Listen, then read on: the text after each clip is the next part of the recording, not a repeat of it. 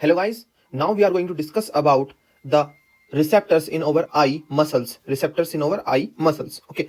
So do you know which is the outermost muscle in our eye? The outermost muscle in our eye is iris radialis. Iris radialis. Okay. And then the inner one, inner to this iris radialis, the muscle is circular muscle. Okay, and the innermost one is ciliary muscle.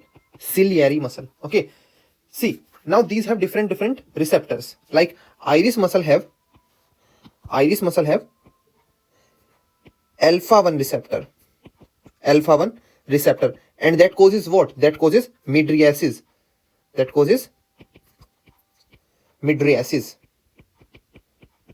Okay, then this circular muscle have which receptor? Circular muscles have M1 and M3 receptors. Okay, receptors. Now what is the function of this M1 M3 receptors? They will always do what? Meiosis in our eye. Meiosis. Okay, now this ciliary muscle have M1 and M3 receptors. Okay, so M1 M3 receptors does what? They does meiosis.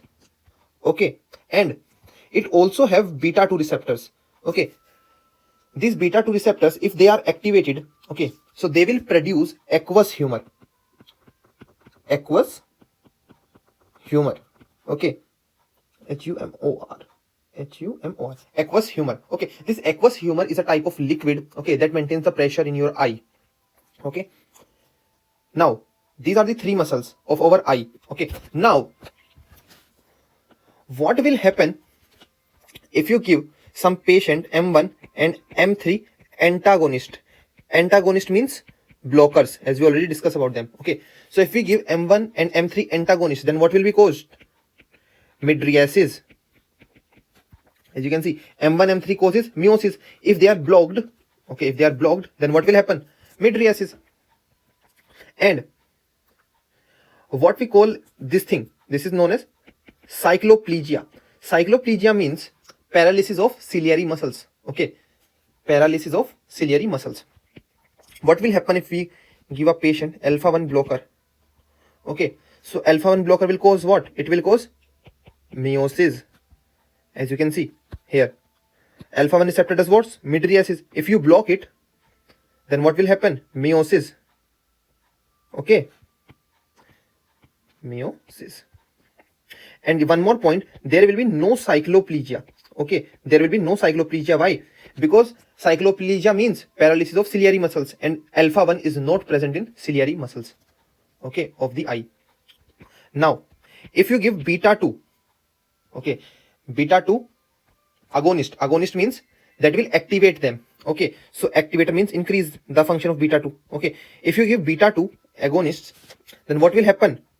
Beta 2 does what? Beta 2, it help. If you activate beta 2, it will produce aqueous humor. Okay, so what will happen in the activation of beta 2? Aqueous humor increases. What will happen if aqueous humor increases? Obviously aqueous pressure increases. Okay, in your eye the aqueous pressure increases. Okay, and in which condition aqueous humor increases? In the case of glaucoma. It is a disease, glaucoma, in which aqueous humor increases. And one more point regarding glaucoma, we should never give atropine to glaucoma patient. Okay, never give atropine to glaucoma patient. So we will not give atropine in glaucoma. I hope everything is clear. Thank you.